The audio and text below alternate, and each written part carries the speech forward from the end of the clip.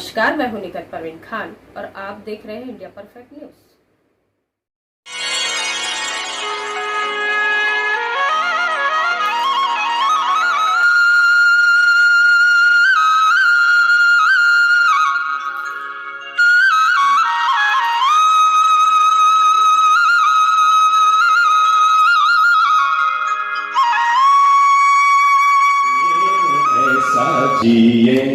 जिए ऐसा जिए जो जीवन को महकाए।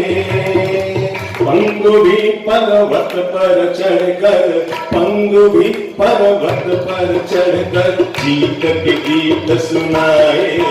जिए ऐसा जिए, जिए ऐसा जिए। सब गाओ, गुनगुनाओ, बहुत प्यारा जीवन गीत है।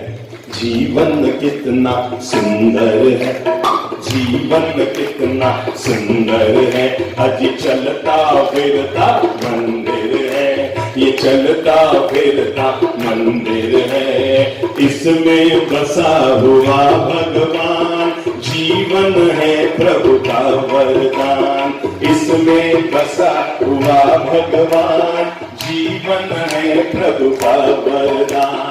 जीवन को हम धन्य करें, आनंद उत्सव भरण करें, जीवन को हम इंद्रधनुष सा सुंदर सरस बनाए। जिए ऐसा जिए, जिए ऐसा, आज जीवन में हम जोश भरे। हमारा चैनल सब्सक्राइब, लाइक, शेयर करें और बेल बटन दबाना ना भूलें।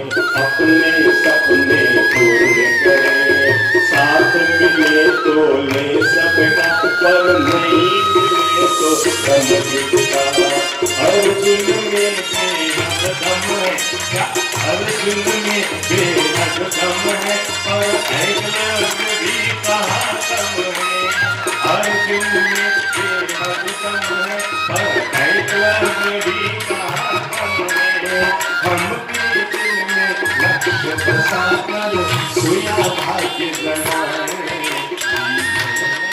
जिए ऐसा जिए, संघर्षों से अभी संघर्षों से डरे नहीं, हम संघर्षों से और बिना मौत के, बोलो संघर्षों से डरे नहीं, हम बिना मौत के मरे नहीं। खुद को बूढ़ा क्यों समझे, खुद को अपाहिज क्यों समझे, खुद को बूढ़ा क्यों समझे, हम खुद को अपाहिज क्यों समझे। जिसने भी संघर्ष किया उसको अपना लक्ष्य मिला, चंद्र स्वयं पुरुषार्थ जगाकर जीवन सफल बनाए। जिए ऐसा, पंडु भी पर्वत पर चढ़कर, पंडु भी पर्वत पर चढ़कर जीत की गीत सुनाए। जिए ऐसा जिए, जिए ऐसा जिए, जिए ऐसा जिए, जिए ऐसा जिए। कैसा जिएगा दिमाग में? पंडु भी कहां पर? पर्वत पर चढ़कर और जीत के गीत सुनाए। आओ जिए ऐसा जिए। राजनांद गांव के संस्कार से भरी हुई, धर्म और भक्ति से भरी हुई इस प्यारी सी नगरी को हम अपने प्रणाम समर्पित करते हैं। हमें मन में गौरव है कि हम अगर 1400 किलोमीटर की पदयात्रा करके छत्तीसगढ़ में आए हैं पहली बार जिंदगी में, पर आप लोगों ने हमें इतने सर आंखों पर बैठाया है कि लगता है हमने गलती की, हम पहली बार आए हैं, हमें अब तक 36 बार यहाँ आ जाना चाहिए। हम आप लोगों के इस धर्म श्रद्धा भक्ति हम सर आंखों पर लेते हैं। मैं प्रवचन शुरू करूं उससे पहले साधुवाद देना चाहूंगा श्री चिंतामणि पार्श्वनाथ मंदिर से, संघ से जुड़े हुए, यहाँ के जैन स्वयंवर मूर्ति पूजक संघ से जुड़े हुए उन सारे पदाधिकारियों को, जिन्हें जैसे ही ये पता लगा कि वे गुरुजन राजनाथ हम आ रहे हैं जिनको सुनने के लिए पूरी दुनिया दीवानी रहती है, पूरा देश जिनकी बातों को सुनता है, वे हमारे गांव में आए हैं। बड़ी बात तो ये है वे लोग सोए नहीं रहे, जग गए और इस तरह से शानदार पंडाल बनाकर और पूरे शहर को बुलाकर सत्संग का आयोजन कराया। मैं चाहूंगा वे सभी लोग एक बार खड़े हो जाए, जो यहाँ के ट्रस्टीगण है ना, सभी लोग एक बार खड़े हो जाइए, खड़े हो जाओ, शर्म मत करो। और कौन है? खड़े हो जाओ बिल्कुल प्रेम से, तबियत से। और मैं चाहूंगा केवल एक काम करो, भगवान ने अगर हाथ दिए हैं, माला शॉल साफा तो हमारी होता नहीं, खोलो अपने हाथ और 15 सेकंड तक ताली बजाकर उनके इस प्यारे से काम के लिए अभिनंदन करें।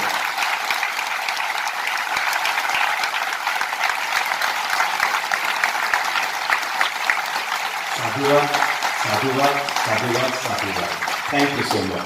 बहुत अच्छे लोग हैं, भरोसा रखो। आप इतने प्यारे लोग हैं जिनके भरोसे 4 दिन नहीं, वक्त आने पर 64 भी दिया जा सकता है। चलो अब अपन अपनी धारा में बैठे हैं। देखो मेरे भाई, आज जब हम संस्कार रानी से विदा हो रहे हैं, तो आज की मैं सारी बातें जीवन के उन संस्कारों के प्रति जोड़ना चाहूंगा, क्योंकि अब तक हम यही सोचते रहे हैं संस्कार बच्चों में होना चाहिए। ना बाबा ना, बच्चों में संस्कार तो बहुत बाद में आते हैं, असली संस्कार तो बड़ों में होनी चाहिए, क्योंकि जैसी बड़ी बहू चलेगी वैसी छोटी बहू चलेगी, जैसा बाप चलेगा वैसा बेटा चलेगा, जैसे सास चलेगी वैसे बहू चलेगी, शिष्य चलेगा। इसलिए सुधारने की शुरुआत बच्चों से नहीं, वे तो सुधर ही जाएंगे, उनको सुधारना कोई दिक्कत की बात नहीं है। सुधारने की शुरुआत जब भी हो तो बड़ों से होनी चाहिए। हर किसी इंसान को अपने जीवन का केंद्र बिंदु निश्चित करना होता है कि मैं जीवन में क्या बनना चाहता हूं। आदमी के पास जीवन जीने के 3 तरीके होते हैं। आदमी पहला लक्ष्य रखता है, मैं अच्छा दिखना चाहता हूं। क्या हर आदमी के दिमाग में रहता है, आईने के सामने जाता है, थोड़ा यूं यूं, थोड़ा यूं यूं, थोड़ी लीपा पोती, पता नहीं जो भी करना होता है वो करती रहती है, ये सोच करके मैं क्या बोलो, मैं सबको अच्छी नजर आऊं, मैं जहां जाऊं लोगों के दिलों में राज करूं, सब लोग मुझे पसंद करें। आदमी की पहली कमजोरी होती है, आदमी अच्छा दिखना चाहता है। मेरे अच्छे भाई बहनों, अपने शरीर को मत सजाते रहो जिसको एक दिन मिट्टी में मिल जाना है। अगर सजाना है तो अपनी आत्मा को सजाओ, क्योंकि इसी को एक दिन परमात्मा के पास जाना।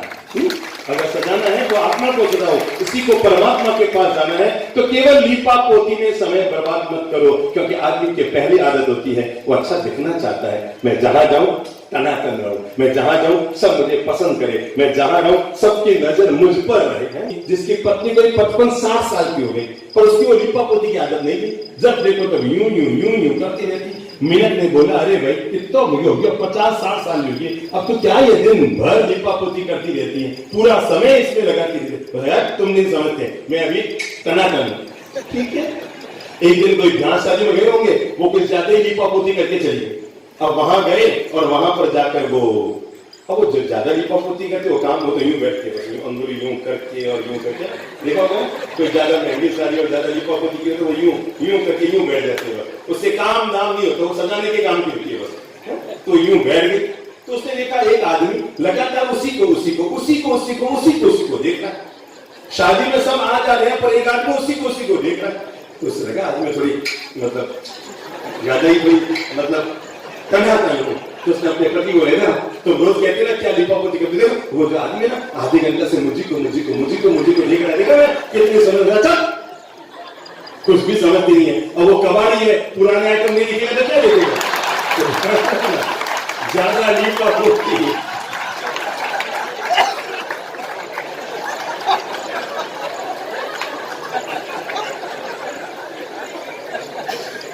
हंस दो, तो सबको लग रहा है बाप ने मुझ पे कहा है क्या। पर सीधी सादी बात बता रहा हूं मैं आपको, जिंदगी में जोड़ने के लिए आदमी की पहली कमजोरी, आदमी अच्छा दिखना चाहता है। मैं ऐसा रहूं, मैं वैसा रहूं।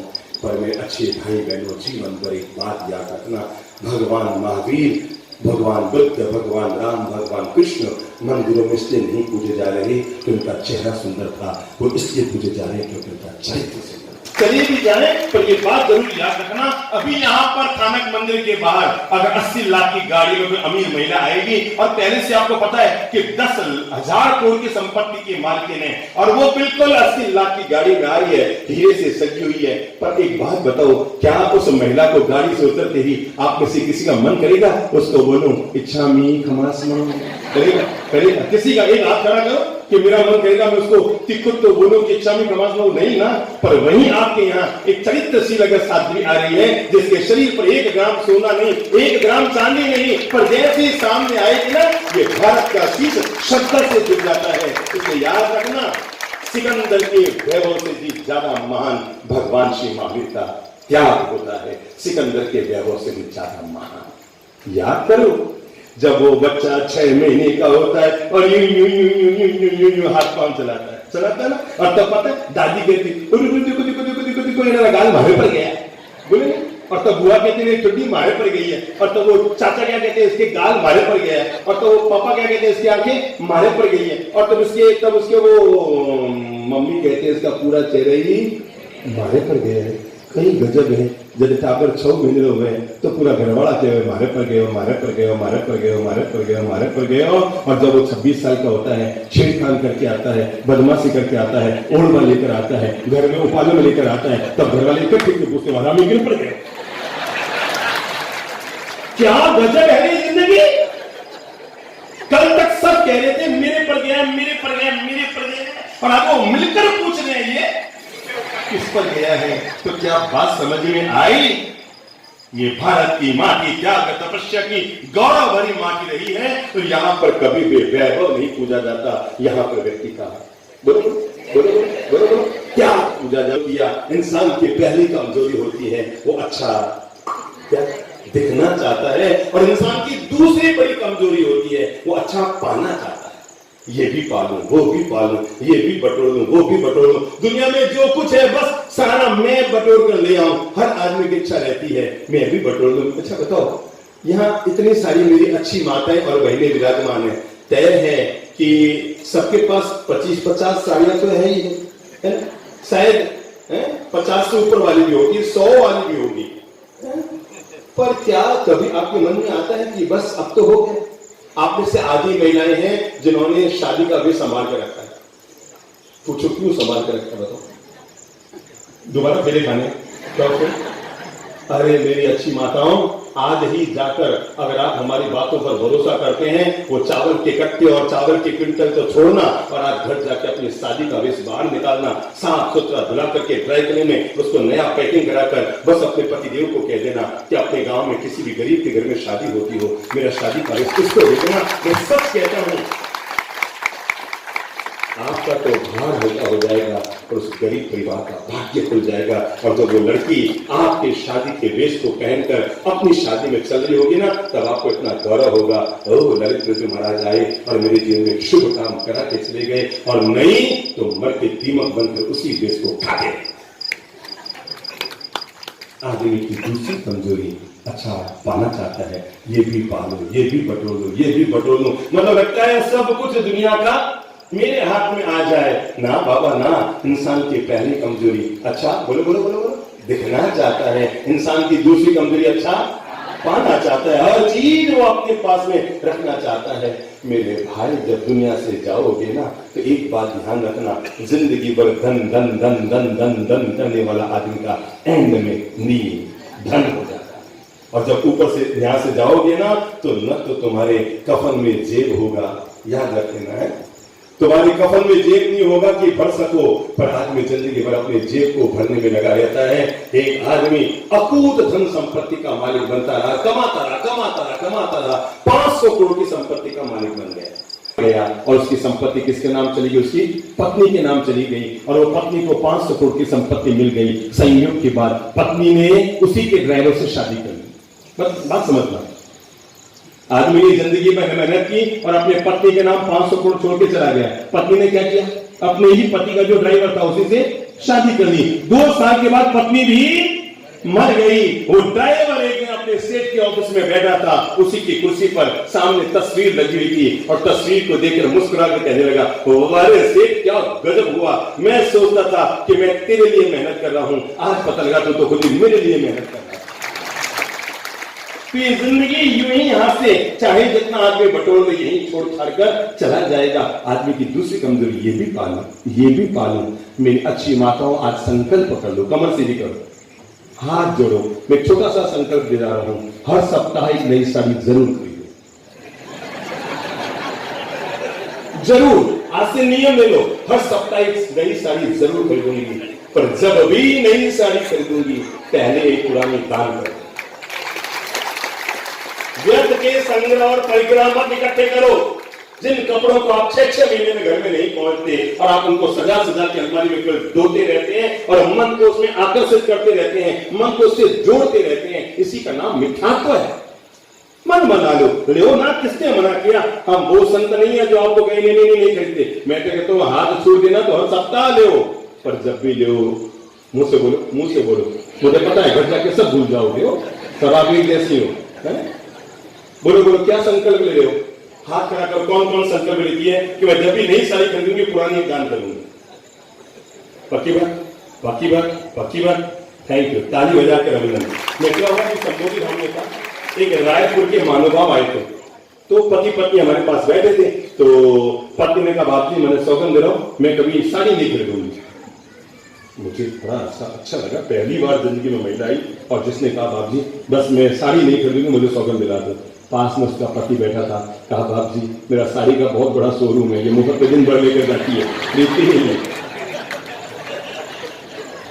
क्यों? हम लोग इंदौर में थे, तो इंदौर में एक शीतला माता बाजार है, वहां पर वो साड़ियों का मतलब 100 दुकान होगी, लाइन से साड़ियों की दुकानें। तो मैं उधर से चल रहा था, तो हमारे आगे एक मतलब 50-60 साल के भाई चल रहे थे। मैंने देखा वो भाई साहब अपनी पत्नी के हाथ में हाथ डाल के चल रहे थे। कैसे? यूं, और यूं अंगुली में यूं फंसा के चल रहे थे। मुझे लगा यार आदमी साल से तो 60 साल का ही लग रहा है, मतलब पर ये अब ठीक है भैया, मतलब लाइसेंस है तो लाइसेंस का लाभ उठा रहा है, लाइसेंस मिल गया तो बेटा उल्टा लाभ उठा रहा है। मैं थोड़ा तेज चल के आगे आया तो वो परिचित निकल गए, और बाजी बचे रहा। मैं क्या भाई साहब ये क्या कर रहे हो भरे बाजार में, कुछ ज्यादा ही प्यार आ रहा है, हाथ में हाथ डाल के चल रहे हो। उसने धीरे से कहा, ये आपसे क्या कहूँ, ये साड़ी की दुकान में मैं घुसा ऐसे हाथ पकड़ के चल रहा हूँ, कोई प्यार तो समझ में आ गई। ध्यान रखना आप भी आगे भविष्य में। तो आदमी की पहली कमजोरी, आदमी अच्छा पाना चाहता है, आदमी की दूसरी कमजोरी, आदमी अच्छा दिखना चाहता है। अब मैं बता रहा हूं जीवन का निर्माण कब होता है, जब आदमी अच्छा बनना चाहता है। क्या मुझसे बोलो, क्या? जब आदमी अच्छा बनना चाहता है। और अच्छा इंसान बनने के लिए आदमी आप लोगों को 3 मंत्र दे रहा हूं, हम चले जाएंगे, पर इन 3 मंत्रों को अपने जीवन से आप जोड़कर रखना और जब जब उपयोग करना आप उनका उपयोग करते रहना। और अच्छा इंसान बनने के लिए पहला मंत्र जो मैं आपको दे रहा हूं वो हर इंसान अपने जीवन से जोड़कर रखे, और वो है, मैं हमेशा अपने जीवन में अच्छे संस्कारों का मालिक बनूंगा। क्या बनूंगा? अच्छे संस्कारों का मालिक बनूंगा। मैंने सुना है यहाँ पर लोग जब पत्रिका में, आमंत्रण पत्रिका में जब राजनांदगांव का नाम लिखते हैं तो उसके पहले लिखते हैं संस्कारधानी, है ना। तो मैं समझता हूं जब आपके शहर के नाम के साथ संस्कार की राजधानी जुड़ा हुआ है, तो यहाँ तो किसी भी हालत में पूरे शहर में गुटखा नहीं बिकना चाहिए। जब संस्कारधानी है तो ऐसा कोई इंसान नहीं मिलना चाहिए जो गुटखा खाता हो, जो गर्दा खाता हो, जो तंबाकू खाता हो, जो बीड़ी पीता हो, जो सिगरेट पीता हो, और जो इससे भी आगे अपने उल्टे काम करते हो। या तो नाम को बदलो या शहर की जीने की व्यवस्था को बदलो।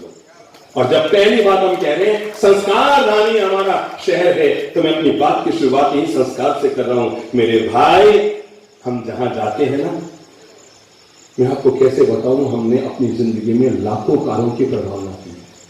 हमारे यहाँ ये लड्डू पेड़े हम नहीं बन पाते, ये लड्डू पेड़े बांट दो, ये कर दो। हम सीधी प्रवचन माला जब पूरी होती है तो सब लोगों को एक एक कार दिलाते हैं, उपहार प्रभावना में सबको एक एक कार। और हमारी कार मारुति और एम्बेसडर की नहीं होती, हमारी कार का नाम होता है संस्कार की कार। कौन सी कार? कौन सी कार? कौन सी कार बोलो तो? हमारी कार हमारी कार। और जहां पर संस्कार की कार होती है, मेरे भाई याद रखना, जिस घर में संस्कार की कार होती है, उन बच्चों की कारें हमेशा सही दिशा में जाती है। बच्चे को बाद में दीजिए कार, पहले दीजिए संस्कार। बच्चों को बाद में दीजिए कार, पहले दीजिए अच्छे संस्कार। अगर आप अच्छे संस्कार देंगे तो आपका बुढ़ापा सुखी होगा। याद रखना, बच्चे का बर्थडे है, उसने जिद किया कि मुझे कार दो। अगर आपने कार न दी तो बच्चा 7 दिन रोएगा, पर संस्कार न दिए तो आप 70 साल तक रोएंगे। अगर कार न दी तो वो 7 दिन रोकर चुप हो जाएगा, पर संस्कार न दिए तो आज से पहला निर्णय कर दो। संस्कार देने की चीज नहीं होती है, संस्कार जीने की चीज होती है। क्योंकि बच्चे वो नहीं करते जो हम कहते हैं, बच्चे वो करते हैं जो हम बोलो करते हैं। देखो उदाहरण के तौर पर, आपके सामने अगर 1 साल का बच्चा है कोई, और आप उसके सामने करेंगे, अब बोलो वो क्या करेगा? क्या करेगा? बोलो करेगा। आप समझ में आ गए? बच्चे की आंखों में मूवी कैमरे होते हैं। वो समझता है कल मैंने पापा से सच बोला तो मिली पिटाई, आज मम्मा ने पापा से झूठ बोला तो मिली मिठाई, तो मुझे कल क्या करना है? हर माँ ने अपने बच्चे से कहा है बेटा पापा को मत कहना, और हर बाप ने अपने बेटे से कहा है बेटा मम्मा को मत कहना, और बेटा उलझ जाता है ये पापा को मत कहना, मम्मा को मत कहना। ये जिंदगी है क्या? आगे 100 बार बाप ने अपने बेटे, बेटा ले 10 रुपये रख ले, आइसक्रीम करें, मम्मा को मत कहना। दुनिया में कोई बच्चा मां के पेट से तो ईश्वर अंश बनकर आता है। हमारे साथ जीकर ही बच्चे के जीवन में अच्छे या बुरे संस्कार आया जाया करते। तो आज से हम संकल्प करें, मैं अपने जीवन को बहुत नैतिकता से जीऊंगा, बहुत पवित्रता से जीऊंगा। कभी भी मैं समझता हूं, कभी कोई जन्म और मृत्यु का प्रश्न आ जाए कि अगर मैंने अब सच बोला तो आदमी की मौत हो जाएगी, फांसी हो जाएगी, तब अगर आदमी कभी झूठ बोल भी दे कोई ग्रस्त में तो चल जाता है। पर हम छोटी छोटी बातों में सुबह से शाम तक झूठ बोलने के आदी हो गए हैं, हमें याद नहीं है हम दिन में कितनी बार झूठ बोल जाते। मतलब सच बोला कि नहीं बोला हमें पता नहीं, पर झूठ बोलना तो हमारे जीवन का हिस्सा बन गया है। और बच्चे भी तो हमसे यही सीखते हैं ना। फिर बच्चे वही से हमें घर में गए थे, तो मैंने देखा जैसे मैं घर में घुसा तो घुसते मैंने देखा एक बहन थी जो घर की मालकिन थी, मतलब उम्र होगी कोई 30-32 साल की, और वो चंद्रप्रभु महाराज की किताब है जीने की कला, तो वो किताब को पढ़ रही थी। मुझे बड़ा अच्छा लगा। मैंने कहा मोबाइल टीवी के जमाने में भी ये महिला और हमारी किताब को पढ़ रही है, तो हमें बड़ा अच्छा लगा। करीबन 11:30-12 बजे थे, और अंदर गया तो देखा उसकी बच्ची भी पढ़ रही है। तो मैंने कहा बहन जी आप भी पढ़ती है हमारी किताब और आपकी बच्ची भी पढ़ती है? कहने लगे बाप जी मैं पढ़ती नहीं, उसको पढ़ाने के लिए पढ़ती हूँ। समझ में आए? समझ में आए? ये संभव नहीं है कि तुम तो मोबाइल लेकर के अंगूठा चलाते रहो और बच्चों से उम्मीद करो कि किताब लेकर पढ़ाई करें। ना बाबा ना। उस महिला ने काम ये किया, वो रोज हमारी किताब लेकर पढ़ने बैठ गई। बच्ची को संस्कार आ गए, जब मम्मा दिन भर गुरुदेव की किताब पढ़ती है तो मुझे केवल मोबाइल में जीने की बजाय मुझे भी अच्छी किताब पढ़नी चाहिए। मेरे अच्छे भाई बहनों, एक अच्छी किताब इंसान के जीवन की चलती फिरती वो गुरु होती है, जो आदमी को रात को 12 बजे भी जीवन का मार्गदर्शन दिया करती है। इसलिए हर आदमी को पहला काम करना चाहिए, रोज 20 मिनट ही सही पर अच्छी किताबें जरूर पढ़नी चाहिए, जरूर पढ़नी चाहिए। आपको पता है ये जो कल मैंने संबोधि के लिए आपको कहा, अरे मेरे भाई आप तो 1000 रुपए देके फ्री हो जाएंगे, संस्था के तो 5-5 हजार रुपए जो पहले मेंबर बने उनको लग चुके हैं। और हमें लगता है ये एक किताब परमात्मा का चलता फिरता मंदिर है, मंदिर में हम जाते हैं और किताब हमारे घर में आती है। दोनों एक ही काम करते हैं, एक हमारे भाग्य को सुधारते हैं, एक हमारे मन के दशा को सुधारते हैं। हर आदमी को 15 मिनट अच्छी किताब जरूर पढ़नी चाहिए। डॉक्टर अंबेडकर साहब ने कहा था अगर तुम्हारे पास 2 रुपये है तो 1 रुपये से रोटी खाओ और 1 रुपये से अच्छी किताब जरूर लो, क्योंकि रोटी तुम्हारे पेट को भरेगी पर किताब तुम्हारे जीवन का निर्माण। तो जीवन में संस्कारों के बीजारोपण के लिए दूसरा नियम बनाइए, और वो है मैं हमेशा 2 अच्छी किताबें जरूर पढ़ूंगी। नंबर 3, अगर आप संस्कारों का बीजारोपण करना चाहते हैं तो घर में जरूरी है बोल चाल का संस्कार बहुत शालीन रखना। मैं अनुरोध करना चाहूंगा, अगर आप विवेकशील व्यक्ति हैं तो अपनी पत्नी को भी तुम मत कहिए, आप कहिए। सम्मान की भाषा का उपयोग कीजिए। यह आपका संस्कार होना चाहिए कि 4 लोगों के बीच आप अपनी पत्नी को तुम कहते हैं कि आप कहते हैं। जब आप साली को आप कहते हैं तो घरवाली को तुम क्यों कहते हैं? बिल्कुल सम्मान की भाषा, अपनी धर्म पत्नी के साथ में सम्मान की भाषा बोलिए। जब देखो तब बोलना, जब देखो तब गुस्सा, जब देखो तब टेढ़ा बोलना, ना बाबा ना। वो अपने माँ बाप को इसलिए छोड़कर आपके घर में नहीं आए, मान सम्मान और गौरव के साथ जहां पर नारी जाति की इज्जत की जाती है। अरे भगवान श्री राम ने कहा था यत्र नार्यस्तु पूज्यन्ते रमन्ते तत्र देवता। रामायण का ये अमर वचन है कि जहां पर नारी का सम्मान होता है वहां पर देवता भी रमण किया करते हैं। तो अपने घर में पहला संस्कार रखिए और घर के माँ, मामा, मम्मी, दादी या धर्मपत्नियां, बेटी, इनके संस्कार के मामले में कभी कमी बताने दीजिए, क्योंकि वक्त आने पर जब बेटा भी आपके काम नहीं आएगा तब भी बेटी आपके काम जरूर आएगी। बेटी है अभिमान हमारा, बेटी है सम्मान हमारा, बेटी है अभिमान हमारा, बेटी है सम्मान हमारा। जिस घर में बेटी जन्मती है वो घर है स्वर्ग स्थान हमारा। तो चलो एक ट्राई करते हैं। आप लोग कोई है जो शादीशुदा? अच्छा चश्मे वाले वैसा खड़े कर दो नहीं, आप नहीं, आप उम्र वाले हो, आपके पीछे एक और गोल डालेंगे, खड़े हो जाइए। आपका नाम क्या है? आप शादीशुदा, आपकी धर्मपत्नी है? अच्छा एक बात बताइए, शादी को कितने साल हुए? 22 साल हो गए। तो ठीक है, शुरुआत में कभी कभी ऐसा हुआ होगा जब आपकी धर्म, आपकी नहीं घबराना, सबकी एक ही हालचाल है। हाँ, तो जरूर कहा होगा देखो आपकी मम्मी ने मुझे ऐसा बोल दिया, ऐसा बोल दिया, देखो ऐसा कह देती है, मम्मी टोक देती है, वो कर देती है। और तब हर आदमी ने अपनी पत्नी से कहा होगा देख भाई मैं तेरे पाँव पड़ता हूँ, मुझे तो जो कहना कह ले, पर मेरे माँ बाप को निभाना। हर इंसान ने अपनी पत्नी से जरूर कहा होगा तू जो कहे सो ठीक है, पर प्लीज मेरी माँ से तू निभा ले, वो जैसी है उन्हें निभा ले ना। उसने 100 बार कहा आपकी मम्मी ऐसी है, आपकी मम्मी ऐसी है, आपकी मम्मी ऐसी है, आपकी मम्मी ऐसी है, हर एक के पत्नी ने कहा, पर आपने 1000 बार हाथ जोड़कर कहा जैसी भी मेरी माँ को निभा ले। मैं सच कहूं उसने 100 बार कहा आपकी मम्मी ऐसी है। अगर आप एक बार कह देते तुम्हारी पियर की मम्मी ऐसी है, वो आपकी ऐसी की तैसी ना करती तो मुझे बेटा अपने माँ बाप के लिए 1000 बार सुन सकता है, पर बेटी अगर माँ बाप के लिए बोल दो तो ससुराल छोड़कर बाहर निकल जाएगी। मैं सब कुछ सहन कर सकती हूँ, ससुराल की लात सहन कर सकती हूँ, पर मैं माँ बाप के लिए बात सहन नहीं कर सकती। ये बेटियों का सम्मान है, ये बेटियों का स्वाभिमान है, ये बेटियों का अभिमान है। बजाओ ताली नारी जाति के लिए।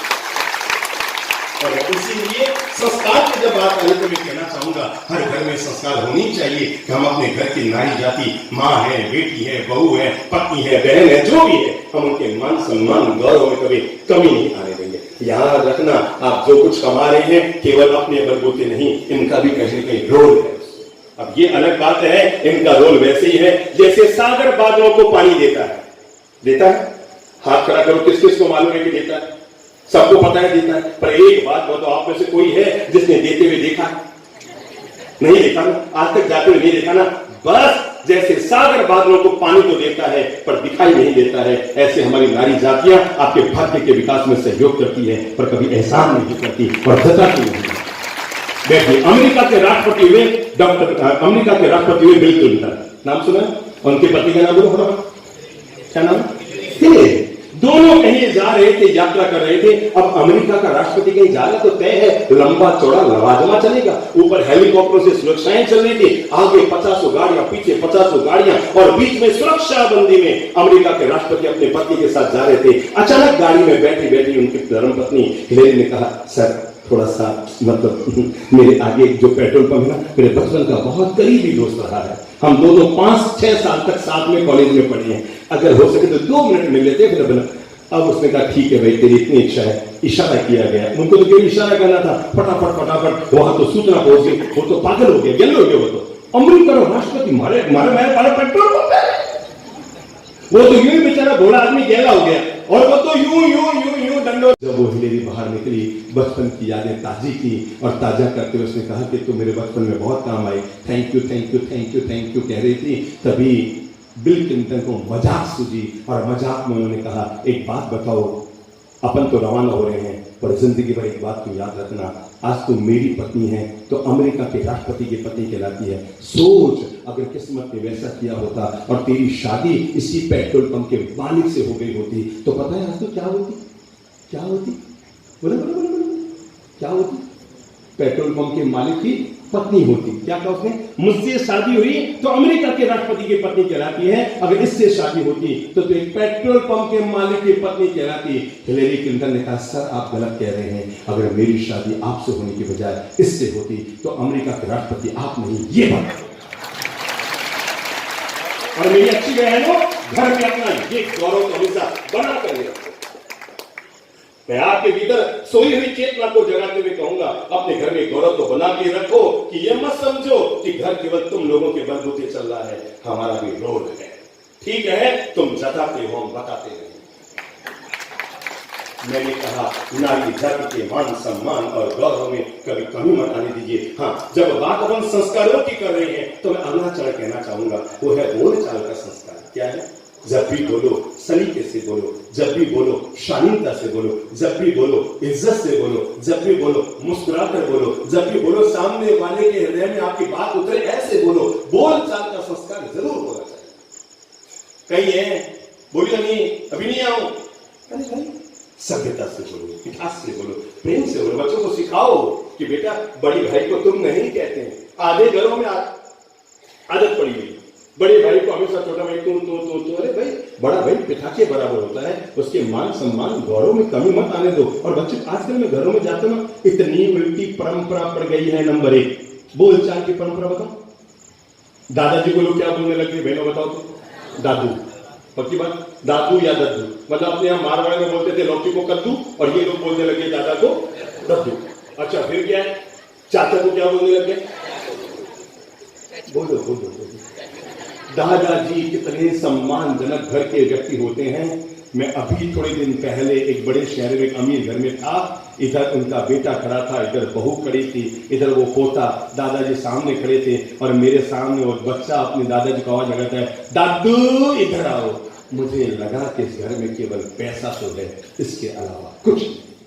जिस घर में ये भी संस्कार नहीं और जहां पर मम्मी पास में खड़ी बच्चे को टोकती नहीं है, बेटा दादा को दद्दू नहीं बोलते, दादाजी बोलते हैं। अरे जो घर का सबसे सम्मानजनक व्यक्ति है उसको भी आपने ये इज्जत कर दी, दद्दू। सोचो तो सही, आज जब दादा दद्दू बन गए हैं और चाचा चाचू बन गए हैं, ध्यान रखना 5 साल के बाद, 7 साल के बाद, 10 साल के बाद ये पापा को अगर आपके बच्चे पप्पू न कहते तो मुझे ये दिन आने वाले। जब दादा दद्दू बन गए, चाचा चच्चू बन गए, तो पापा को पप्पू बनने से कौन रोकेगा?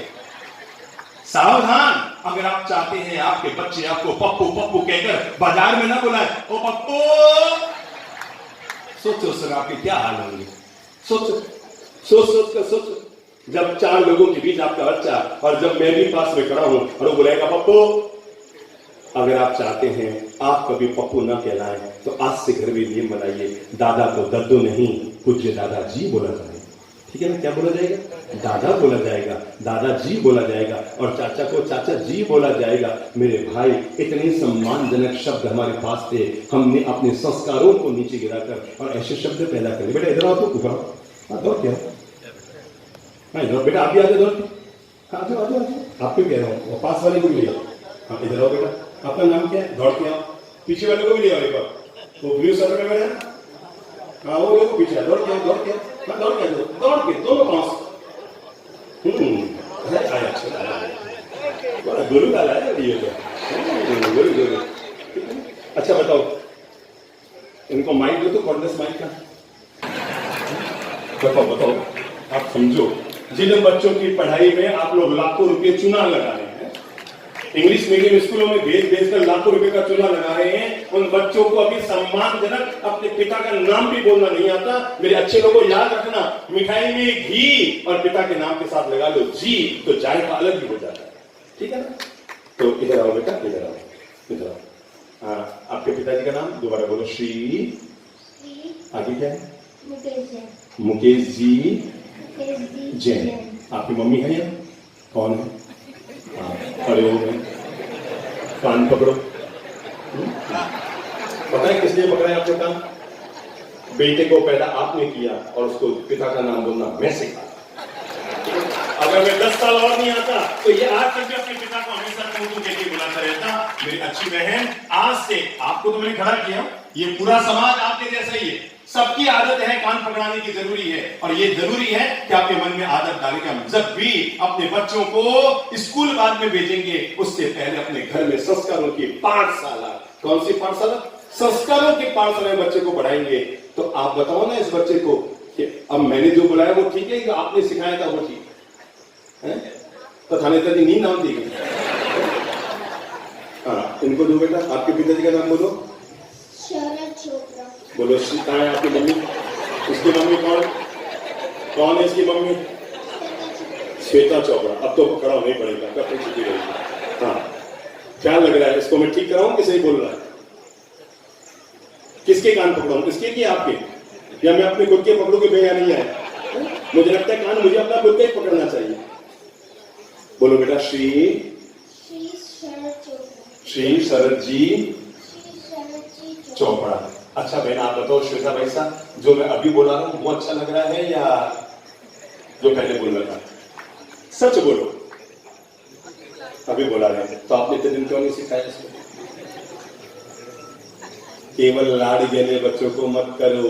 याद रखना, बच्चों का निर्माण डाबर के च्यवनप्राश से नहीं होता, बच्चों का निर्माण विवेक और संघर्ष के च्यवनप्राश से। ठीक है ना? आप हो बेटा।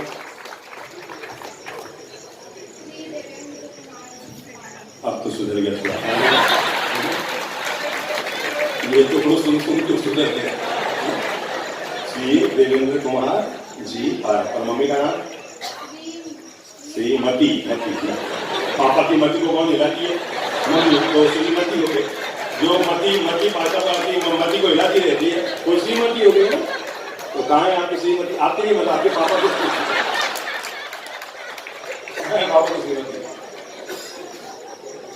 कौन है? इनकी मती मतलब बेटी है। और पापा है? ठीक है, अच्छी बात है। और मम्मी का नाम? श्रीमती जी पार। बेटा सभी लोगों से कहूंगा, सब भी अपने मम्मी पापा का नाम लो, उस नाम में गौरव जरूर जुड़ा चाहिए। ये वो महान लोग हैं जिन्होंने पाला है, पोसा है, पांव पे खड़ा किया है, हमारे जीवन का निर्माण किया है। इनका नाम लेते समय हमेशा सम्मान की भाषा का उपयोग करो। पैर करो बेटा, सिद्ध प्लीज। बहुत अच्छे बच्चे हैं आपने, क्या लेते हैं राम के बच्चे। हाँ, मैं कहना चाहूंगा आप अपने बच्चों को कभी भी चांद सितारे छूने की प्रेरणा मत दो। क्या? बोले बोले बोले बोले। अपने बच्चों को केवल चांद सितारे छूने की प्रेरणा मत दो। अगर आप दे सकते हैं तो माँ बाप के चरण छूने की प्रेरणा दो, क्योंकि चांद सितारे छू गए तो छूमंतर हो जाएंगे। आपके अंतिम संस्कार में भी हाथ लगेंगे कि नहीं लगेंगे पता नहीं। ये चांद सितारे छूने वाले तो छूमंतर हो जाएंगे, पर माँ बाप के चरण छूने की अगर प्रेरणा दे दी तो बुढ़ापे में आपकी लाठी बनकर सहारा। जरूर संस्कार दो मेरे भाई बहनों, जरूर संस्कार दो। केवल सुविधाएं मत दो, क्योंकि बुढ़ापा आपको आने वाला है और वो हर भविष्य जो कल आप सोच रहे हैं वो आपके आगे आने वाला है। एक घर की घटना बताऊं। एक घर में पति डॉक्टर, संयोग से पत्नी भी डॉक्टर। बेचारी माँ, जब उसका बच्चा केवल 1.5 साल का था तो पति दुनिया से चला गया। अब आप सोच सकते हैं, जिस व्यक्ति की माँ 1.5 साल में दुनिया से चली गई हो, पिता चला गया हो, उस माँ ने अपने बच्चे का कैसे पालन पोषण किया होगा। सोच सकते हैं, दिमाग में ले सकते हैं कि जिसके पति कब चला गया, जब बच्चा केवल कितने साल का था? कितने साल का? केवल 1.5 साल का बच्चा था, तब पति चला गया। उस माँ ने यहाँ तक कि अपनी चूड़ियां बूड़ियां भी बेचकर, बस एक अरमान था, मेरे पति चले गए तो क्या हुआ, मैं अपने बच्चे में भविष्य देखती हूँ, मैं इसको डॉक्टर बनाऊंगी, मैं इसे डॉक्टर बनाऊंगी, मैं इसे डॉक्टर बनाऊंगी। पढ़ा लिखा कर अपना शायद प्लॉट व्लॉट जमीन जायदाद और तो और शायद मंगलसूत्र भी बेच दिया। डॉक्टर के डॉक्टर भी आ गई, पता नहीं वो बूढ़ी माँ सबको खटकने लग गई।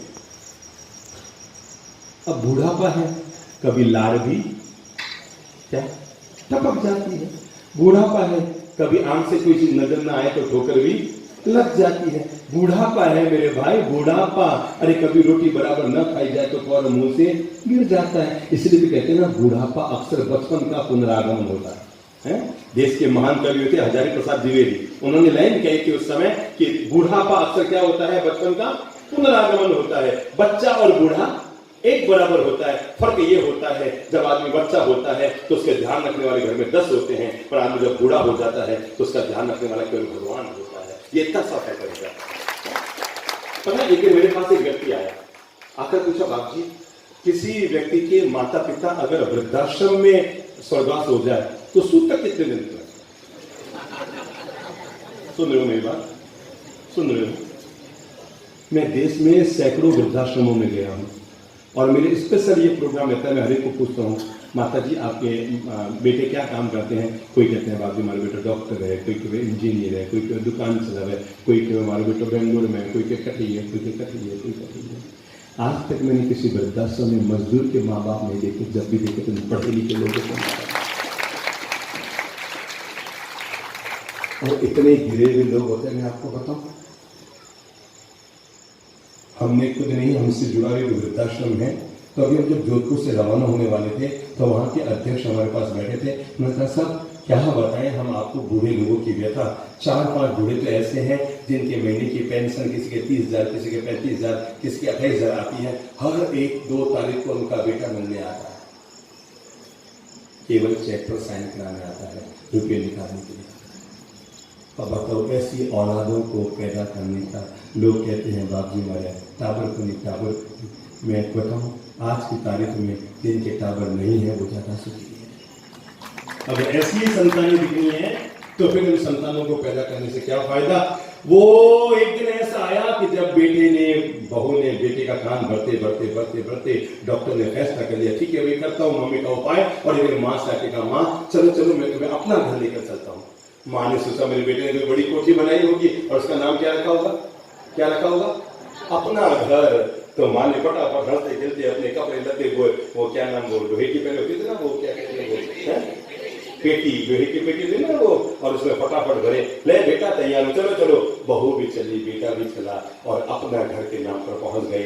लिखा हुआ था अपना घर, अंदर क्या था, वृद्धाश्रम था। वहां अंदर पहुंचे और उन्होंने कहा भाई माता जी को जैसे ही पता लगा कि मुझे वृद्धाश्रम में लाएगा, उसने अपने बेटे से कहा बेटा क्या करा, मैं वृद्धाश्रम में नहीं रुकूंगी। कहा मम्मा घर में आपकी व्यवस्था नहीं हो पाती है, मैं भी डॉक्टर, ये भी डॉक्टर, में जाना पड़ता है, हम इतना ख्याल नहीं, मम्मी हम इतना ध्यान नहीं रख पाएंगे, मम्मी आपको यही रहना होगा। माँ बोले बेटा मैं जैसे तैसे भी रह लूंगी बेटा, मुझे आप वृद्धाश्रम में मत रख, मैं कैसे भी रह लूंगी, मैं तुम जो कहे वैसे कर लूंगी। बहू कहने मम्मी आपको रहना तो यही पड़ेगा, मम्मी आपको रहना तो पड़ेगा। और वो बेचारी बूढ़ी झट रो रही थी। संयोग की बात उस वृद्धाश्रम में हम भी गए थे। मैंने उन सास और बहू के, रोती हुई सास समझाती हुई बहू के जब संवाद को देखा तो मैं गया उनके पास। मैंने कहा बहन जी क्या बात है, ये मम्मी जी रो क्यों नहीं। कहा बाप जी देखो समझती नहीं। कौन बोल रही है, किसको बोल रही है? अब उससे बड़ी ना समझ बहू कौन होगी जो अपनी सास के लिए क्या बोल रही है, बाप जी समझती नहीं है। मैंने कहा मतलब अरे बाप जी हमारे घर में हम ध्यान नहीं रख पाते हैं, मैं इनको समझा रही हूँ कि आप यहाँ रुक जाओ, हम कभी महीने 2 महीने मिलने भी आते रहेंगे, या इतने सारे बूढ़े बुढ़िया सबके साथ मन लगा रहेगा। अब ये तो मानने को तैयार नहीं है। मैंने कहा चलो मैं समझाता हूँ, आप छोड़ो, मेरा काम है, मैं हर एक के दिल में बात होता रहता हूँ, बैठो आप किनारे बैठो, मैं समझाता हूँ। मैंने माँ से 2 मिनट बात की। मैंने कहा माता जी, मैंने कहा बहन जी मैंने आपकी मम्मी से बात कर ली, यहाँ हो जाएंगे, तैयार हो गए। आपके पीहर में आपकी मम्मी है क्या? हाँ बाबू पीहर में मम्मी है ना। मैंने कहा एक काम करो, पीहर की मम्मी को भी यही बुला लो, समझन साथ रहेगी। क्या समझन साथ रहेगी और मीठी बातें करके बुढ़ापा निकालती रहेगी। मेरी बात सुनते ही बहू अचंभे में आ गई और उसके पास अपनी सासू को वापस घर ले जाने का कोई रास्ता नहीं। मैं यही अनुरोध करना चाह रहा हूँ, अगर आप कर सकते हैं तो मेरी बात को तवज्जो दीजिए। और मैं पहले 3 मंत्र आपको दे रहा हूँ, उसमें पहला मंत्र है अपने घर में संस्कारों की हमेशा बोलो ध्यान रखिए, अच्छे संस्कारों के मालिक बनिए। और याद रखना संस्कार कभी मॉल में नहीं मिलते, घर के माहौल में मिलते। समझ में आया? संस्कार कभी मॉल में नहीं मिलते, कहाँ मिलते हैं? घर के माहौल में मिलते हैं। और जब घर के माहौल में अच्छे संस्कार मिलते हैं तो आपसे नियम बना लो, हम घर में ऐसे अच्छा उत्तम जीवन जिएंगे, हमारे बच्चों को हमें संस्कार देना ना पड़े, हमारा जीवन बोले और बच्चों में अपने आप अच्छे संस्कार आने शुरू हो जाए। हाँ मैंने कहा जितनी जरूरत है जीवन में अच्छा इंसान बनने के लिए, जितनी जरूरत है अच्छे संस्कारों की उतनी ही जरूरत है। क्योंकि संस्कार अगर सबसे ज्यादा किसी से प्रभावित होते हैं तो वो होते हैं अच्छे संगत की। किसकी जरूरत है? अच्छी बोलो संगत की। देखो चलो समय कम है अपने पास, हाथ ऊपर करो, एक पानी की बूंद गिराओ, टपक भरो, अंजलि में पानी की बूंद गिराओ, टपक बोलो टपक। समझो नीचे सांप मुंह खोल के खड़ा है और पानी की बूंद उसके मुंह में चली गई। बुद्धि लगाओ पानी की बूंद का भविष्य क्या होगा? सोचो सब बोलो क्या होगा? बस दोबारा एक बार अंजलि ऊपर लाओ और गिराओ पानी की एक बूंद, टपक। और जैसी वो पानी की बूंद गिरी और गिरते आपने देखा नीचे किसी को मुंह खोल कर सोच कर सोचो उस पानी की बूंद का भविष्य क्या होगा? मोती बन जाएगी। हमारी जिंदगी पानी की बूंद की तरह है। सांप जैसे लोगों के साथ रहोगे तो जहर बन जाएगी, और सीप जैसे लोगों के साथ रहोगे। आपको करना है, आप अपनी जिंदगी में कौन सी सोहबत देना चाहते हैं। अरे मेरे भाई, मंदिर में हम गए, हाथ में चंदन को रगड़ कर आए तो खुशबू किसकी आई? चंदन की आ गई। और अगर घर में गए, कोयले को रगड़ कर आए तो हाथ में क्या आ गई? एक बात तय है, अगर आप दिन भर कांदा खाएंगे, प्याज खाएंगे, तो शाम को टकार में इलायची की खुशबू तो नहीं आएगी। पक्की बात है, पक्की बात है। दिन भर आपने क्या खाया है? प्याज खाया है, और शाम को डकार में सोचो कि इलायची की खुशबू आए। आखिर आदमी को डकार वही तो आती है जो वो खाता है। आखिर आदमी का भविष्य और परिवार वही बनता है जिनके साथ वो जीता है। इसलिए दूसरी चीज जो हम सब लोगों को परफेक्ट कर देनी चाहिए, सुधार लेनी चाहिए, हर इंसान को सुधार लेनी चाहिए। मैं हमेशा अच्छे लोगों की सोहबत में रहूंगा, उन लोगों के साथ रहूंगा जिनके साथ रहने से मेरे चरित्र का निर्माण हो जाए, मेरे जीवन का निर्माण हो जाए। सीधी सादी बात है, गंगा का पानी नाले में चला जाए तो नाला बन जाता है, पर नाला का पानी गंगा में चला जाए तो गंगोदक बन जाता है। आप किसके साथ रहते हैं, सारा बात इसी पर निर्भर करती है। आप किसके साथ रहते हैं? वो संत की कहानी याद है ना? दो तोता और संत यात्रा में गया, एक को डाकू के खेमे छोड़ के गया और एक को साधुओं के खेमे में। और जब वापस लौट कर आया तो डाकुओं के खेमे वाला बोल रहा है मारो कूटो लूटो, और साधुओं के खेमे वाला बोल रहा है स्वागतम स्वागतम स्वागतम। संत समझ गया, इंसान वो नहीं होता जैसा वो पैदा होता है, इंसान वो होता है जिनके साथ वो जीता है। आप में कोई है जो ईमानदार भी है और जो गुटखा खाता हो या जर्दा खाता हो या बीड़ी पीता हो? कोई है जो ईमानदार है? हाथ खड़ा करो। हाँ, दोबारा हाथ खड़ा करो। कौन कौन है ईमानदारी से? हाथ पूरा खड़ा करो, घबराओ मत। डर गया सब? मर गया। चलो जिन्होंने हाथ खड़ा किया करो, खड़े भी हो गया। हाँ, हाथ मिला के बोलो, आज से मैं छोड़ रहा हूँ, पक्की छोड़ रहा हूँ, पक्का वादा। बोलो तेरे नाम, तेरे नाम आशीर्वाद। चलो आप लोगों का सम्मान तो मैं करता हूँ। इधर चलो चलो इधर इधर इधर। मन को पक्का रखना, ठीक है ना? बजाओ ताली। छोड़ने का मौका मिला है। अरे वाह रे वाह, हिम्मत वाले लोग हैं आज गाँव में। अब बनेगी ये शहर वास्तव में संस्कारधानी। छोड़ दिया। आपकी धर्मपत्नी है या नहीं है? घर जाके उसको फोन करना या अभी फोन कर देना, मैंने गुटखा छोड़ दिया। वो इतनी खुश होगी, आज आपको इतना लाड से खाना खिलाएगी। रोज बोलते भी छोड़ दो, पर आपने कहा मैं तेरे को छोड़ दूं, पर गुटखे को नहीं छोड़ता। मैं अभी भंडारा गांव में था, भंडारा था ना यहाँ से भंडारा, तो वहां कुछ घर हैं, वो कंदोइयों के घर हैं, उधर गुजरात से आए हुए हैं। तो एक भाई साहब जिसके बच्चे के बर्थडे था, हमारे पास पूरा परिवार था, तो उसकी पत्नी ने बताया साहब मैं इनको गुटखा और सिगरेट छुड़ाने के लिए 2 साल तक पियर में जाके बैठे, 2 साल तक। पर आखिर मुझे मजबूर होकर आना पड़ा क्योंकि इन्होंने कह दिया तू जो फैसला कर ले, भले मैं इसको नहीं छोड़ सकता। पर मैं आपको बताऊं, अभी जब हम भंडारा गए तो आजीवन उस व्यक्ति ने दोनों चीजों का त्याग कर दिया है। एक गलत मित्र मिलता है तो चरित्र बिगड़ जाता है, पर एक अच्छा मित्र मिलता है तो चरित्र का निर्माण हो जाता है। तो आज से आपने आपका शुभ नाम क्या है? कन्हैया केतवानी। कन्हैया, अच्छा आप सिंधी हैं? बहुत प्यारे सिंधी हैं, बहुत अच्छे हैं। सिंधी लोग बहुत अच्छे होते हैं, हमें पसंद है, बहुत अच्छे लोग होते हैं जिससे श्रद्धा से। अब मैं बताऊं, अब इन्होंने आज छोड़ा है ना, इनको दुनिया में कोई आके कहता है लाख रुपए तुम खा ले तो भी नहीं खाएंगे। हमने गुरु महाराज के सामने छोड़ दिया, मर ही नहीं खाएंगे। सिंधी की खासियत होती है, गुरु महाराज के सामने वो संकल्प लेता है, प्राण निकल जाता है, अपना संकल्प नहीं तोड़ता। ये समाज से सबसे नहीं खाते।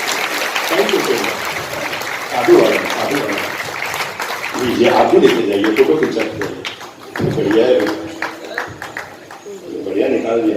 कल आप सब लोगों के लिए माफ दिए। ये 365 दिन का है, आजीवन चलता है और रंगीन 365 दिन का। खुश हो गए। ये संस्कारों की कार्यशाला के लिए बहुत सुंदर है। जेब में नहीं है। आपकी धर्मपत्नियां हैं? नहीं है, ठीक है। घर जाके उसको सूचना देना कि आज से मैंने समस्त प्रकार के व्यसनों का त्याग कर दिया। पक्की बात है? पक्की बात है? वादा? चलिए हमारे हाथ से आप अपना ज्ञान का पुष्प लीजिए। आपको शुभकामनाएं देते हैं। अब बड़ी बात है, ताली बजा के विनम्र करो। पत्नी बेचारी समाज समझाकर हार जाती है तो भी आपने नहीं छोड़ता है। ये संतों की प्रेरणा है कि आपने 2 मिनट। हाँ वही दाढ़ी वाले प्यारे आप इतने सुंदर हो। मैं संत बना तो मुझे लोग सुनने आते हैं, आप बनते तो लोग देखने आते हैं। आप क्या करना चाहते हैं?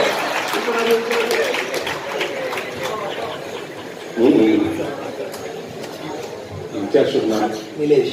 आपने अभी अपना दांत का फोटो खिंचवाया? देखो दांत तो मेरा निकल रहा है। आप शादीशुदा की कमाल है, पत्नी आपको कभी कभी बोलती होगी तो आप पत्नी का कहना नहीं मानते। लोग तो पत्नी का कहना मानकर माँ बाप से अलग हो जाते हैं, अभी कभी कहना नहीं मानते। लोग तो अपनी पत्नी का कहना मानकर माँ बाप से जुदा होने की हिम्मत कर लेते हैं। क्या इच्छा है?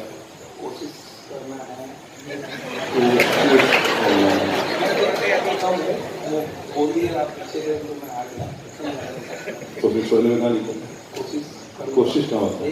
कोशिश करने से तो जीवन में निर्णय नहीं होते हैं। मैंने संत बना तो कोशिश थोड़ी की कि आज इतना बनूंगा, कल उतना बनूंगा, बस इतना बनूंगा, एक दिन में बन गया है ना, कि भाई आज मैं इतना सारा छोड़ रहा हूँ। वो तो वही वाली बात होगी कि साली भद्र ने एक एक को छोड़ा और धन्ना भद्र धन्ना एक ही दिन में छोड़ के निकल गया। ये तो छलांग लगानी होती है। देखो भाई, इलायची आपकी धर्मपत्नी है या यहाँ नहीं आई? आप कहाँ रहते?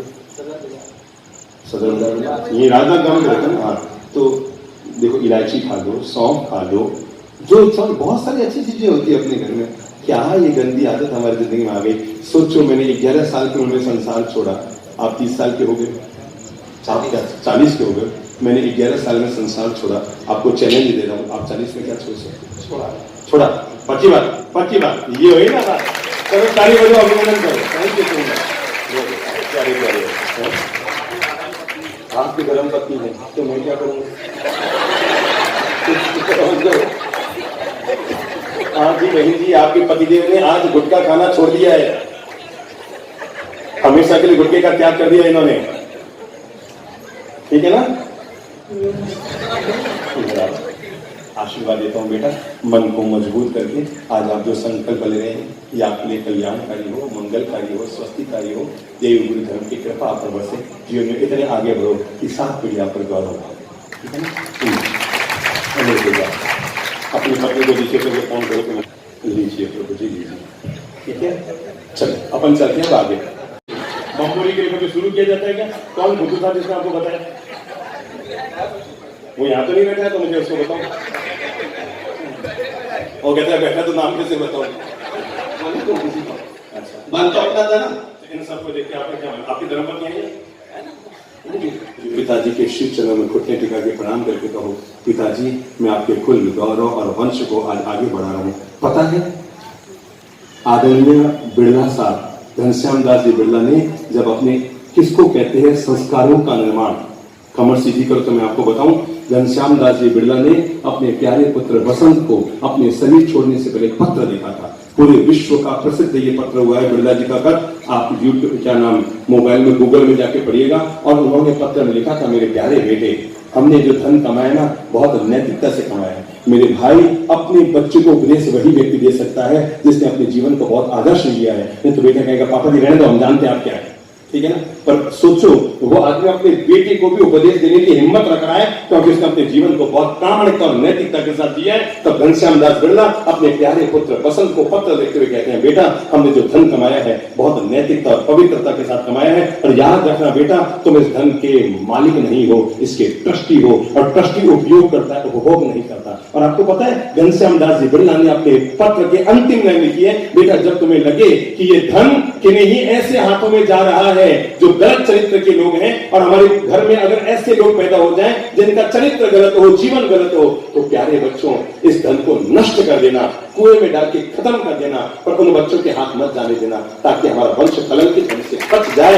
ये है देश का आदर्श, इसको संस्कार कहते हैं, इसको भारत की संस्कृति कहते हैं। जाओ अपने पिता के पास, हाँ ये जो वहां दे माइक वाला हमारे लोग, जाइए जाइए जाइए, घुटने टिकाइए, पिताजी को घुटने टिकाइए, घुटने टिकाओ, प्रणाम करो। अब माइक हाथ में लो, बोलो पापा जी, बाबूजी आज से मैं गुटके का त्याग करता हूँ, गुटके का त्याग करता हूँ। पापा जी आशीर्वाद दो। थैंक यू सो मच, ताली बजाकर अभिनंदन करो। मान गए भाई साहब, आपने बाजी जीत लिया। अच्छा जी, मैं कुल मिलाकर 5 में बोलूं, 5 में बोलूं। नींबू का रस निकल के शाम को कौन बोलेगा? क्या वहाँ ये कहते हैं यहाँ तो पूरा रस निकाल दो, छिलके वहां पे देंगे सिटी में, ऐसा नहीं होता, उनको भी थोड़ा रस देना पड़ेगा। तीसरी बात, पहली बात मैंने क्या कही, संस्कार हमेशा अच्छे रखिए। सच कहता हूँ ये आपके लिए बहुत जरूरी है। नंबर 2, संगत हमेशा अच्छी रखो। भूल चूक कर अपने बच्चों के सामने अपने पति से पत्नी से झूठ मत करो। इससे गलत संस्कार पड़ते हैं, बच्चों में गलत भावना बन जाती है। और जब मम्मा पापा से बोलती है, पापा मम्मा से बोलते हैं, वो बोले तो कोई दिक्कत नहीं, हम बोलते जूते पड़ते हैं, ये कौन सा संस्कार है? समझ गए ना? तो अपने घर में दूसरी अच्छी चीज रखो। पहला है संगत अच्छे रखो, दूसरा संस्कार अच्छा रखो। तीसरी और अंतिम बात कहकर मैं आपको खड़ा कर रहा हूँ, सोच को हमेशा अच्छी रखो। किसको अच्छी रखो? पाँव में पड़ी मोच और दिमाग की छोटी सोच ये आदमी को कभी आगे नहीं बढ़ने देती। मेरे भाई, माना कि जिंदगी में समस्याएं हर कदम पर खड़ी है, माना कि जिंदगी में समस्याएं हर कदम पर खड़ी है, पर जीवन की बाजी वही जीते हैं जिनकी सोच बड़ी है। अपनी सोच को हमेशा बड़ा रखो, बी पॉजिटिव रखो, सकारात्मक रखो। जो व्यक्ति अपनी सोच को हमेशा बड़ा रखता है वो व्यक्ति जीवन की बाजी जीत लेता है। मैं एक प्यारी सी कहानी कहकर आप सब लोगों को खड़ा करूंगा और मैं चाहूंगा कि मैं जब तक वापस न आऊं इस कहानी को आप रोज अपने दिमाग में जरूर याद रखिए, क्योंकि इतनी जीवंत कहानी नहीं है, घटना को लाइव कर रहा हूं। जैसे कि कल मैंने 2 भाइयों की घटना लाइव की, आज वैसे में सास और बहू की घटना लाइव कर। घटना है जोधपुर की। बेटा बहू दोनों डॉक्टर, घर में केवल 2 सदस्य और बूढ़ी मां।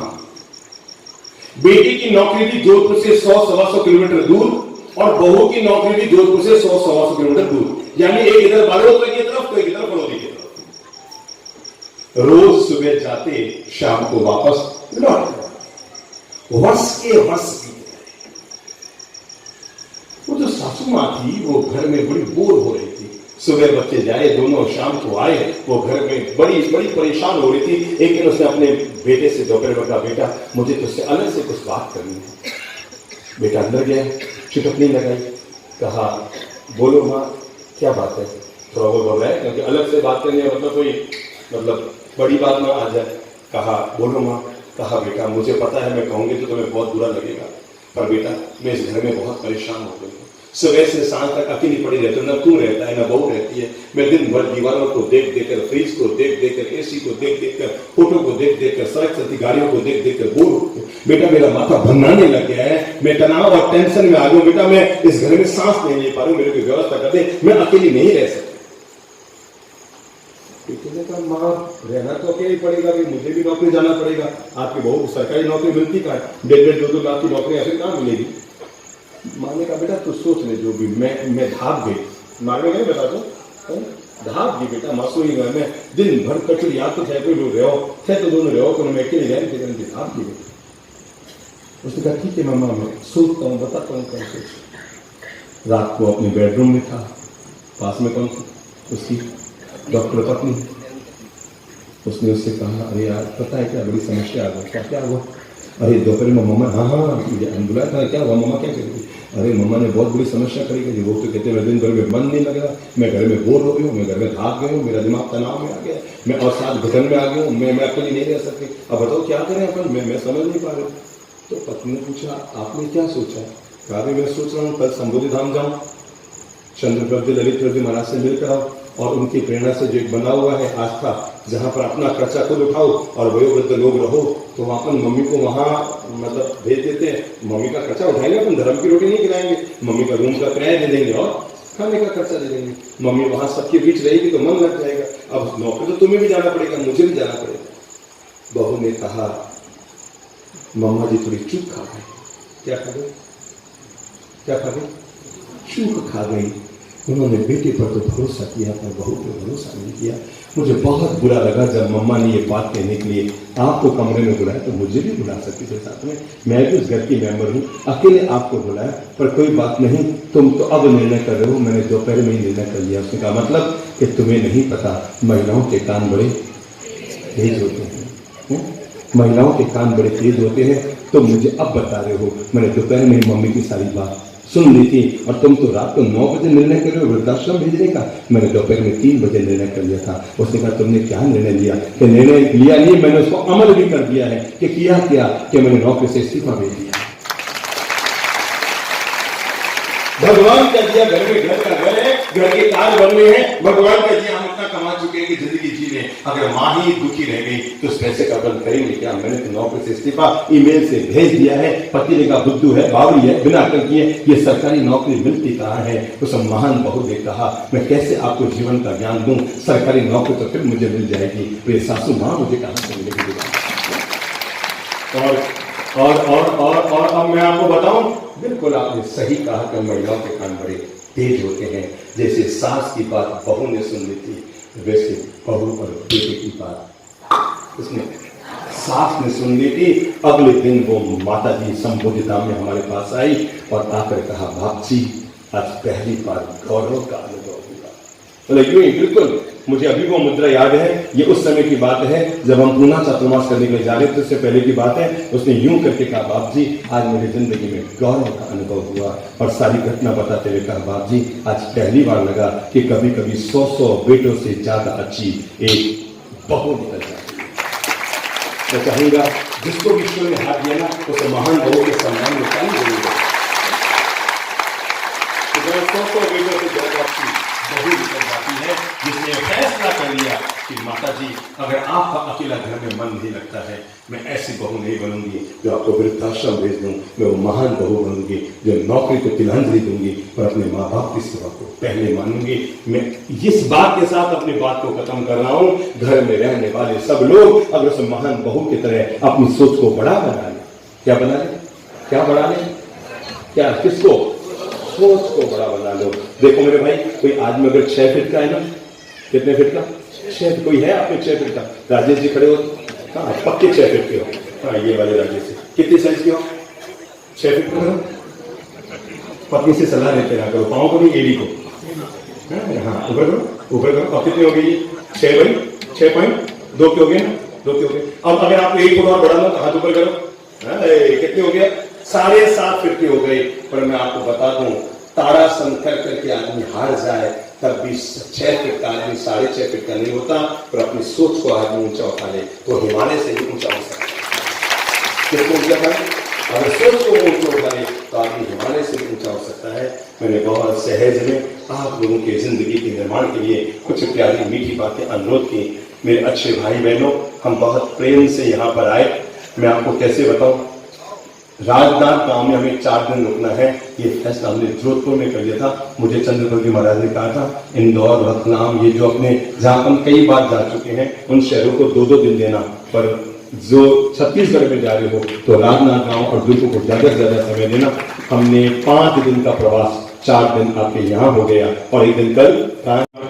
सर्वे संतो निरामया सर्वे भद्राणि पश्यन्तु मा कश्चित् दुःखभाग् भवेत्। उपसर्गाक्षयं यान्ति छिद्यन्ते विघ्नवल्लय मनः प्रसन्नतामेति पूज्यमाने जिनेश्वरे सर्वमङ्गलमाङ्गल्यं सर्वकल्याणकारणं प्रधानं सर्वधर्माणां जैनं जयतु शासनं सर्वधर्मोस्तु मङ्गलम् आत्मधर्मोस्तु मङ्गलम्। ॐ शान्तिः शान्तिः शान्तिः। तुष्टिकरा भवन्तु पुष्टिकरा भवन्तु रिद्धि सिद्धि समृद्धिकरा भवन्तु। ॐ स्वाहा। हमारा चैनल सब्सक्राइब, लाइक, शेयर करें और बेल बटन दबाना ना भूलें।